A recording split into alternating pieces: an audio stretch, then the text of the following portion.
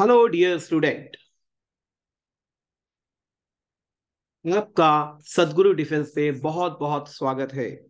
आज का जो हमारा मोस्ट इंपॉर्टेंट सेशन है वो हम ये देखने का प्रयास करेंगे कि एनडीए, सीडीएस, सीएपीएफ, एफकैट में किस प्रकार के आपसे क्वेश्चन बन रहे हैं। ध्यान में रखिएगा प्लीज कि इस सेशन का जो ऑर्गेनाइज किया गया है वो विशेष रूप से आपके उन क्वेश्चंस को सॉल्व करना है जो कि पहले भी पूछे जा चुके हैं, जिनकी प्रोबेबिलिटी बहुत ज्यादा है। और इसमें सबसे इंपॉर्टेंट चीज जो है, इस बार की जो करंट मैगजीन आई है उसमें करंट अफेयर में आप क्रॉनिकल को देखते हैं, प्रतियोगिता दर्पण को देखते हैं, बहुत सारी चीजें देखते हैं। तो उसके भी आपके क्या इंपॉर्टेंट क्वेश्चन बन सकते हैं उसको यहां पर मैंने सम्मिलित किया है। तो ठीक है, किसी प्रकार की देरी ना करते हुए आज के सेशन को स्टार्ट करते हैं। सेशन को पूरा देखिएगा क्योंकि लास्ट तक इसमें आपको बहुत सारे नए क्वेश्चन आपको दिखाई देंगे जो कि आपके एग्जाम के दृष्टिकोण से बहुत इंपॉर्टेंट होंगे। तो सबसे पहला क्वेश्चन हम देखते हैं। पहला क्वेश्चन क्या बताता है? द बैटल ऑफ राक्षसी तगड़ी, sorry, the battle of Rakshasi Tangadi is popularly known as the battle of Talikota, battle of Khanwa, battle of Panipat या बैटल ऑफ धर्मत। राक्षसी तगड़ी युद्ध को सामान्यतः किस नाम से जाना जाता है? तालीकोटा, खानवा, पानीपत का युद्ध या धर्मत का युद्ध? तो पॉज कीजिए और अपने आंसर को सिक्योर कीजिए। फिलहाल मैं आपको बता दूं, यदि आप यूपीएससी की प्रिपरेशन कर रहे हैं तो आपको विजयनगर एम्पायर जरूर पढ़ना चाहिए क्योंकि वहां से क्वेश्चन जरूर बनता है। तालीकोटा का युद्ध जो कि हुआ कब था? 1565 में हुआ था। यहां से विजयनगर का पतन हो गया था, विजयनगर हार गया था, जिसको बीजापुर, अहमदनगर, बीदर और साथ में आपका गोलकुंडा की संयुक्त सेना ने पराजित कर दिया था। इसी युद्ध को राक्षस तगड़ी का युद्ध भी कहते हैं। इसी युद्ध को बन्नी हट्टी की लड़ाई भी कहते हैं। दोनों को याद रखिएगा, तीनों नाम एक साथ यूज किए जाते हैं। उसी प्रकार सेकंड के रूप में आप खानवा के युद्ध को देख रहे हैं। खानवा का युद्ध 1527 में हुआ था। किसके किसके बीच में? बाबर व राणा सांगा के बीच में। यह पहला युद्ध था जिसमें बाबर ने जिहाद का नारा दिया था, जिहाद का नारा दिया था। इसी प्रकार पानीपत का युद्ध 1526 में हुआ था। किसके किसके बीच में? सर बाबर व इब्राहिम लोदी के बीच में। और यहां से मुगलिया सत्ता की नींव पड़ी थी। धर्मत का युद्ध जो है ये 16 अप्रैल 1658 को दारा शिको व औरंगजेब की सेना में लड़ा गया था, जिसमें औरंगजेब भी था और मुराद भी शामिल था। तो याद रखिएगा इसका क्या सही आंसर हो जाएगा? Sir A is the right answer. Next, which one of the following is not a feature of Indian federalism? भारतीय संघवाद की क्या विशेषता नहीं है? न्यायालय संविधान और सरकार के विभिन्न स्तरों की शक्तियों का निर्वचन कर सकते हैं। संघ सरकार और राज्य सरकार के राजस्व के स्रोत निर्दिष्ट किए गए हैं। संविधान में संघ और राज्यों की शक्तियों को विनिर्दिष्ट किया गया है। या भारतीय संघवाद शक्तियों के पृथक्कीकरण के सिद्धांत पर आधारित है। क्या लगता है आपको आंसर? अपने आंसर को प्लीज आप सिक्योर कीजिए। That is very very most important. अगर आपको संघवाद समझ में आता है तभी आप इसका आंसर निकाल पाएंगे, अदरवाइज आप इस पर अपना गेस वर्क ही यूज करेंगे। तो देखिए, संघवाद की सबसे बड़ी विशेषता क्या है कि भाई उसमें एक सुप्रीम कोर्ट होगा जो कि सरकार के विभिन्न स्तरों की शक्तियों को इंटरप्रेट करता है। संघवाद जो होता है ये सेंटर और स्टेट दो स्तरों को सुनिश्चित करता है। और यदि इन दो स्तरों को ये सुनिश्चित करता है तो इसमें बिल्कुल सही बात है कि न्यायालय का एक निष्पक्ष बिहेवियर होना बहुत जरूरी है। यदि सेंटर और स्टेट आपस में लड़ेंगे तो न्यायालय ही वो भूमिका निभाएगा जो दोनों में एक कॉर्डियल रिलेशनशिप को बिल्डअप कर सकता है। दो प्रकार की सत्ताएं आपको दिखाई पड़ रही हैं सेंटर और स्टेट में। राजस्व के स्रोत निर्दिष्ट किए गए, बिल्कुल राजस्व के स्रोत निर्दिष्ट भी किए गए हैं। आर्टिकल 280 साफ साफ आपको बताता है कि दोनों के बीच में राजस्व जो है वितरित किया जाएगा संवैधानिक प्रावधानों के माध्यम से। शक्तियों को विनिर्दिष्ट किया गया है, यह भी बिल्कुल सही है। आपकी जो 7वीं अनुसूची है उसमें संघ सूची भी है, उसमें राज्य सूची भी है, उसमें समवर्ती सूची भी है। तो ये आपकी शक्तियों का विभाजन इस संविधान के माध्यम से किया गया है। लेकिन संघवाद शक्तियों के पृथक्कीकरण की सिद्धांत पर नहीं आधारित है। ये फेडरलिज्म की विशेषता नहीं होती है, जबकि ये हमारे संविधान की एक विशेषता है जिसमें हमने सेपरेशन ऑफ पावर किया है। आर्टिकल 50 आपको जरूर पढ़ना चाहिए, जो कि आपको शक्तियों के पृथक्कीकरण से दिखाता है कि न्यायपालिका किस प्रकार से कार्यपालिका से अलग होगी। तो इसका सही आंसर जो होगा वो डी आंसर होगा। संघवाद की विशेषता ये नहीं होती है।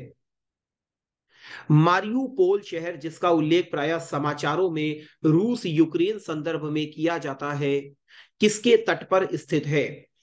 अराल सागर, बाल्टिक सागर, कैस्पियन सागर, अजोव सागर।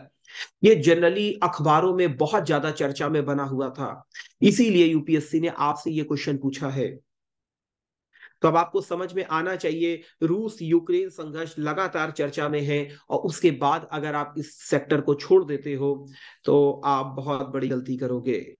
फिलहाल इसका आंसर क्या है? अजोव सी। जरा हम इसकी लोकेशन को देखें तो आपको मालूम है ये है मारियापोल का इलाका और ये है आपका सी ऑफ अजोव। इसको भी यूपीएससी ने पहले पूछा हुआ है कि क्रीमिया के बारे में। यूक्रेन के ओडेसा का पोर्ट भी बहुत ज्यादा चर्चा में है और आपको मालूम है कि डोनेटस्क और लुहांस्क दोनों को इंडिपेंडेंट स्टेट के रूप में क्रिएट कर दिया आपके रशिया ने। तो जब यहां से क्वेश्चन पूछा गया है तो ये किसी भी प्रकार से कठिन क्वेश्चन नहीं माना जाता है। मारियापोल क्या है? Strategic importance between Donetsk and Crimea region, और ये कहां पे पड़ता है? सी ऑफ एजोव में। इसीलिए जो आप आंसर देख रहे हो वो एजोव सागर आपको दिख रहा है। इसी प्रकार आर्थिक दृष्टि से कमजोर वर्गों को दिए गए आरक्षण में किस संविधान संशोधन को पारित किया गया था? अभी हाल में सुप्रीम कोर्ट का एक डिसीजन आया है जिसमें सुप्रीम कोर्ट ने 3-2 के बहुमत से, संविधान पीठ जो 5 बेंच की बैठी है उसने 3-2 के बहुमत से आर्थिक दृष्टि से जो सवर्णों को आरक्षण दिया गया है 10% ईडब्ल्यूएस वाला, उसको बिल्कुल सही करार दिया है। तो यहां से आपकी मैगजीन से मैं आप पूछ रहा हूं कि कौन सा भारतीय संविधान में संशोधन किया गया जो कि ईडब्ल्यूएस को 10% आरक्षण से संबंधित है? 102वां, 101वां, 124वां या 103वां? अपने आंसर को प्लीज सिक्योर कीजिए, पॉज कीजिए और आंसर को सिक्योर कीजिए। फिलहाल मैं आपको इसका आंसर बता देता हूं। एक्चुअल में 102वां संविधान संशोधन national commission for backward classes से संबंधित है। राष्ट्रीय पिछड़ा वर्ग आयोग जो आप देखते हो उसको संवैधानिक दर्जा दिया था 102वें संविधान संशोधन ने। 101वां संविधान संशोधन जीएसटी के क्रियान्वयन से संबंधित है। इसका जो सही आंसर है वो 103वां है, क्योंकि 124वां बिल था, किससे? ईडब्ल्यूएस से संबंधित था बिल, और इस बिल पर जब हस्ताक्षर कर दिए सब राष्ट्रपति महोदय ने तब ये बन गया एक्ट, और 103वां संविधान संशोधन इसलिए राइट आंसर होगा। हाल में 22वें विधि आयोग का अध्यक्ष किसे नियुक्त किया गया है? क्या लगता है आपको आंसर? 22वें विधि आयोग का अध्यक्ष किसे नियुक्त किया गया है? ऋतुराज अवस्थी, के टी शंकरन, प्रोफेसर आनंद पालीवाल या एन के सिंह? फिलहाल इसका आंसर जो है वो ऋतुराज अवस्थी है, जो कि कर्नाटक हाई कोर्ट के जज हैं। ऋतुराज अवस्थी जी को हाल में 22वें विधि आयोग का अध्यक्ष बनाया गया है। कर्नाटक में हाई कोर्ट में जज के रूप में ये सेवाएं अपनी दे चुके हैं। और के टी शंकरन, प्रोफेसर आनंद पालीवाल ये विधि आयोग के मेंबर बनाए गए हैं। Next, the king of dance is a description of. The king of dance किसका चित्रण है? एलिफेंटा गुफाओं में त्रिमूर्ति का, कृष्ण जी के कालिया मर्दन का, गांधार में बोधिसत्व मैत्रेय का, या चोलों के कांस्य नटराज का?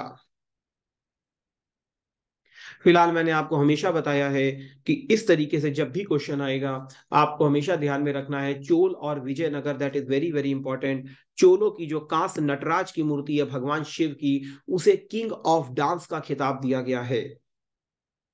नेक्स्ट, निम्नलिखित में से कौन सही नहीं है? मंत्रिपरिषद के किसी एक मंत्री के विरुद्ध निंदा प्रस्ताव लाया जा सकता है। केवल प्रधानमंत्री के विरुद्ध अविश्वास प्रस्ताव नहीं लाया जा सकता है। पूरी मंत्रिपरिषद के विरुद्ध निंदा प्रस्ताव नहीं लाया जा सकता है। या मंत्रियों के समूह के विरुद्ध निंदा प्रस्ताव लाया जा सकता है। क्या लगता है आपको आंसर? ABCD क्या सही नहीं है?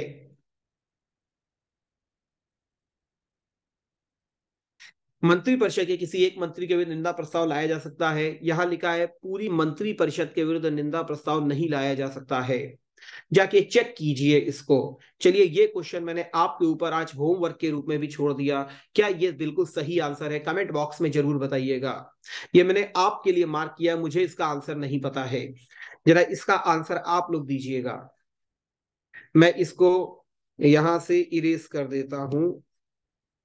चलिए इसको मैं इसको हटा देता हूं, ये वाले को। इसका आंसर आप लोग को देना है। क्या होगा? ए होगा, बी होगा, सी होगा, डी होगा? इसका आंसर आप लोग दीजिए। इनमें से कौन एंटी रेडिएशन मिसाइल है? एंटी रेडिएशन मिसाइल है। और ये रेडिएशन की मिसाइल जो है, ये रडार को भी चकमा दे सकती है, रडार को भंग कर सकती है। भारत सरकार की एक बहुत इंपॉर्टेंट एंटी रेडिएशन मिसाइल के रूप में इसको डेवलप किया गया है। क्या लगता है इसका आंसर? ये हाल में न्यूज में चर्चा में रहे हैं, उसी के बारे में मैं आपसे चर्चा कर रहा हूं। तो इसका आंसर है A, Rudram is the right answer, जो कि रडार को भी चकमा दे सकती है। नेक्स्ट, रुद्रम कैसी मिसाइल है? रुद्रम कैसी मिसाइल आपको दिखती है? जो आपको मैं पूछना चाहता हूं, रुद्रम कैसी मिसाइल आपको दिखती है? बताइए प्लीज। हवा से सतह में मार करने वाली, सतह से हवा में मार करने वाली, या हवा से हवा, या सतह से सतह? क्या लगता है इसका आंसर? फिलहाल आंसर को सिक्योर कीजिए। इसका जो राइट आंसर है वो है ए, हवा से सतह। बोले तो एयर से सरफेस पर मार करने वाली मिसाइल है रुद्रा, जो कि एक एंटी रेडिएशन मिसाइल है। नेक्स्ट,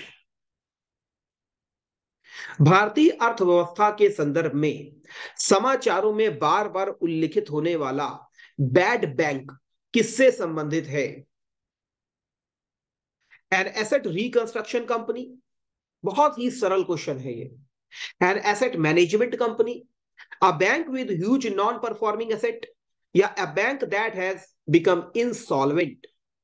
आस्ती पुनर्निर्माण कंपनी, आस्ती प्रबंधन कंपनी, अत्यधिक अनर्जक आस्तियों वाला बैंक, या बैंक जो दिवालिया हो गया है? क्या लगता है आंसर?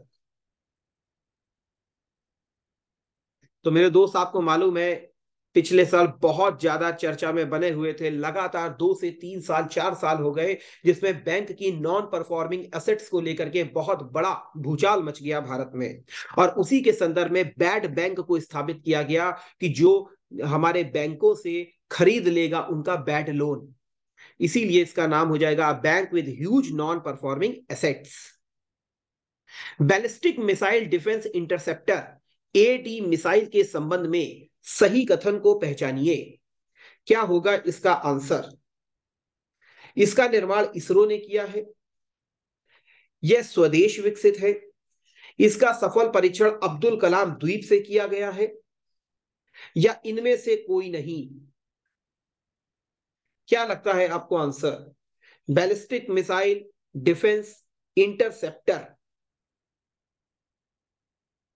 तो फिलहाल इसको आपको मालूम है, इंटरसेप्टर का मतलब होता है कि जब कोई दूसरी मिसाइल आती है तो उसको इंटरसेप्ट करके पहले ही हवा में खत्म कर देना। इसका निर्माण जो है वो किसने किया है? इसरो ने किया है। और भारत गिने चुने देशों में है जिसने इस प्रकार का निर्माण किया है। यह बहुत बड़ी उपलब्धि है किसकी? DRDO की। इसीलिए इसको थोड़ा सा ध्यान में जरूर आप रखिए। नेक्स्ट, देश का प्रथम निजी रॉकेट जिसका निर्माण हैदराबाद की निजी space company Skyroot Aerospace ने किया है, का नाम क्या रखा गया है?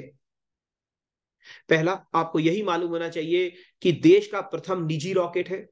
दूसरा, हैदराबाद में निजी स्पेस कंपनी स्थित है जिसका नाम है स्काई रूट एरोस्पेस। भारत ने अंतरिक्ष में निजी सेक्टर को भी प्रवेश की अनुमति दे दी है, जो कि अपने आप में बहुत बड़ा और महत्वपूर्ण कदम है। फिलहाल उस प्रथम निजी रॉकेट का नाम क्या रखा गया है? Vikram S, Vikram V, Vikram R, या विक्रम जी? विक्रम का मतलब विक्रम साराभाई, बोले तो Vikram S is the right answer.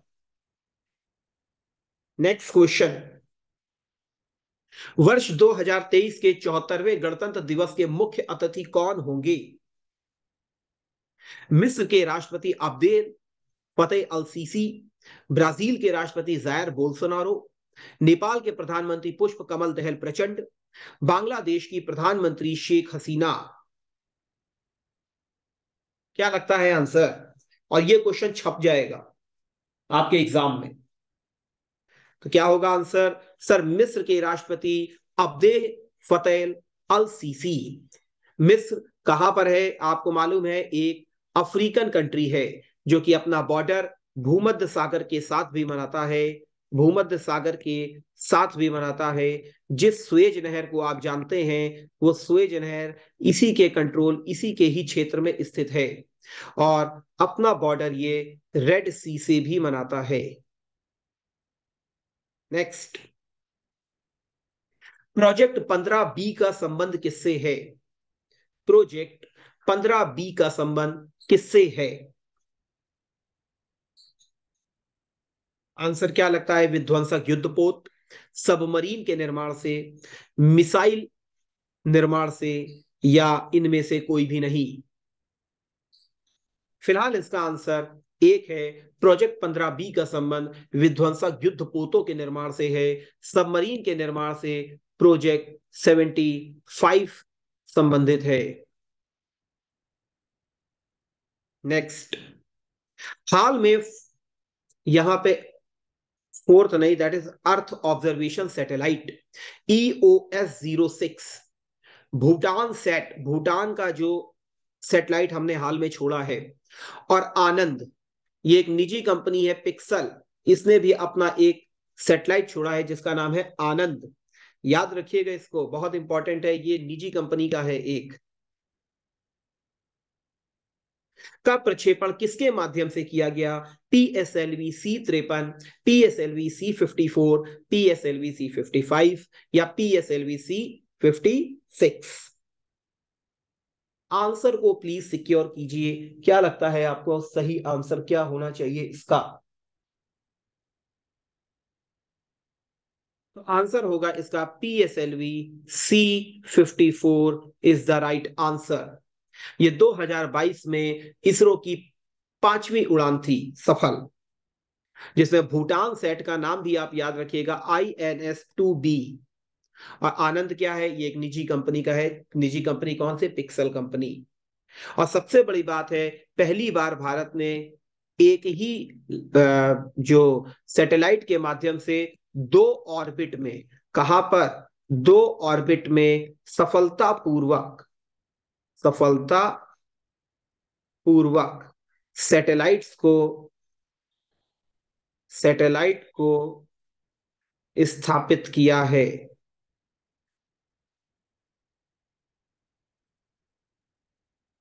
Next, पहले ऊपर लगभग 750 किलोमीटर पर स्थापित किया गया आपका EOS-06 को, फिर लगभग नीचे आया और लगभग 400 से 500 किलोमीटर की ऊपर रेंज में आपका भूटान सेट, आनंद, इन सबको स्थापित किया गया। नेक्स्ट, G20 का 17वां शिखर सम्मेलन कहां आयोजित किया गया या किया जाएगा? इंडोनेशिया, इटली, भारत, या ब्राजील?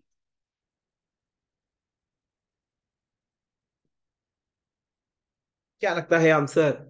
फिलहाल आंसर को सिक्योर कीजिए। मैं इसका आपको आंसर बता रहा हूं, इंडोनेशिया के बाली द्वीप में। भारत में नहीं, भारत ने G20 की अध्यक्षता जो है वो 1 दिसंबर 2022 से ग्रहण की है, और इस बार के पेपर के लिए बहुत इंपॉर्टेंट होगा G20। और G20 का जो 16वां मिशन था वो इटली में करवाया गया था। भारत में 18वां होगा। नेक्स्ट, G20 के 17वें शिखर सम्मेलन की थीम क्या थी? Recover together, recover stronger, recover stronger, recover together, या वन अर्थ वन प्लैनेट, या वन वर्ल्ड वन सिस्टम? क्या लगता है आपको आंसर? G20 का क्या होगा आपका थीम? तो फिलहाल आंसर को सिक्योर कीजिए। इसका आंसर जो होगा वो होगा A, recover together, recover stronger. Next, Bharat ने 2023 में होने वाले G20 शिखर की अध्यक्षता किस देश से प्राप्त की है? तो अभी अभी इसको आपका आंसर भी बताया गया कि भाई अभी तक इसकी किसके पास थी अध्यक्षता? इंडोनेशिया के पास। 1 दिसंबर 2022 से भारत इसका अध्यक्ष बना है। तो भारत ने किससे अध्यक्षता ग्रहण की है? तो सर इंडोनेशिया से ये अध्यक्षता को ग्रहण किया गया है। नेक्स्ट, हाल में COP27 का आयोजन कहां किया गया? COP27 का आयोजन कहां किया गया? मिस्र के शर्म अल शेख, सही नहीं होगा, शर्म अल शेख होता है।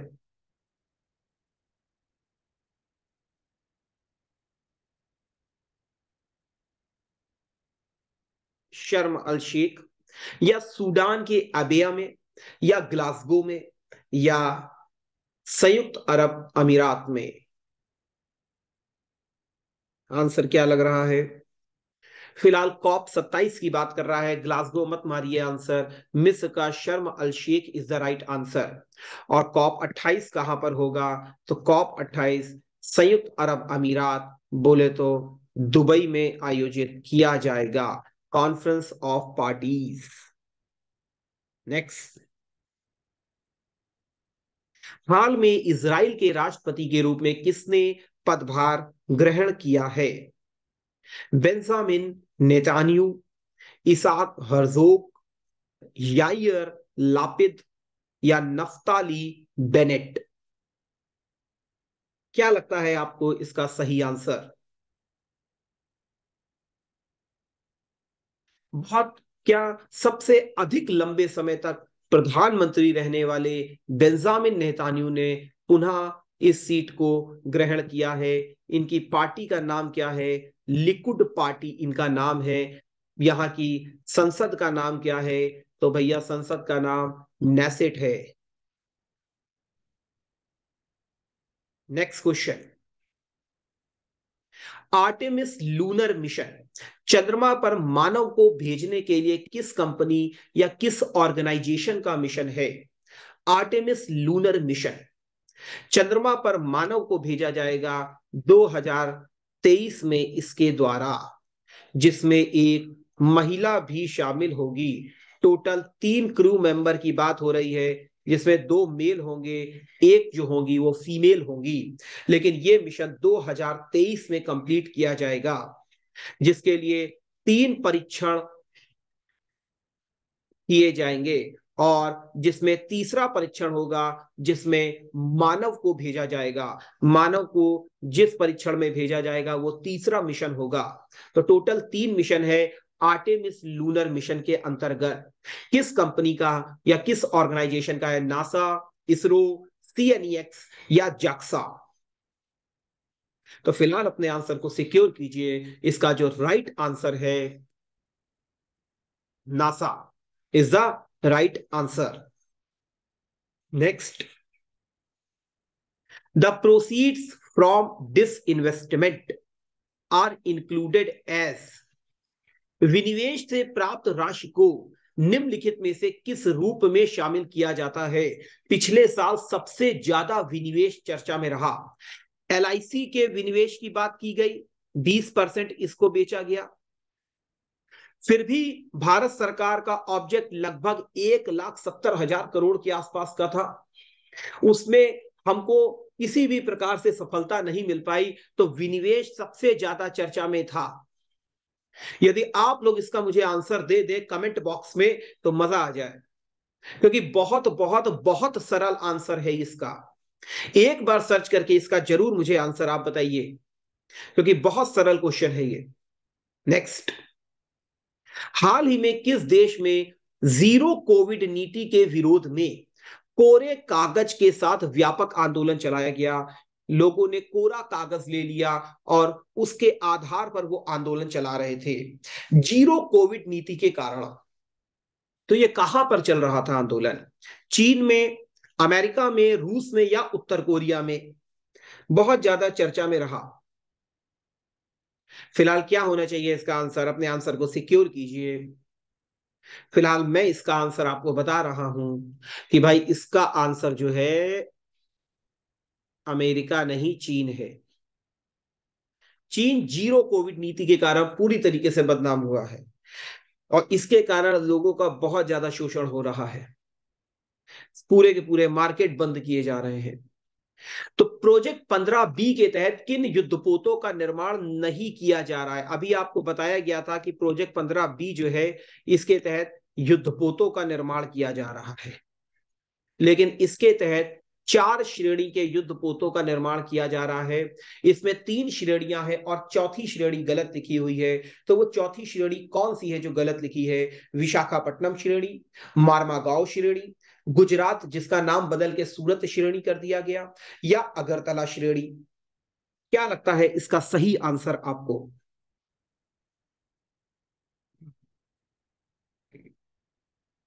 अपने आंसर को सिक्योर कीजिए, क्योंकि इसका सही आंसर क्या है? Fourth is the right answer. Agartala श्रेणी नहीं होता है, इम्फाल श्रेणी होता है।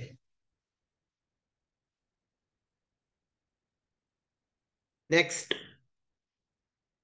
फिलहाल आज के सेशन को हम लोग यहीं पर समाप्त करेंगे।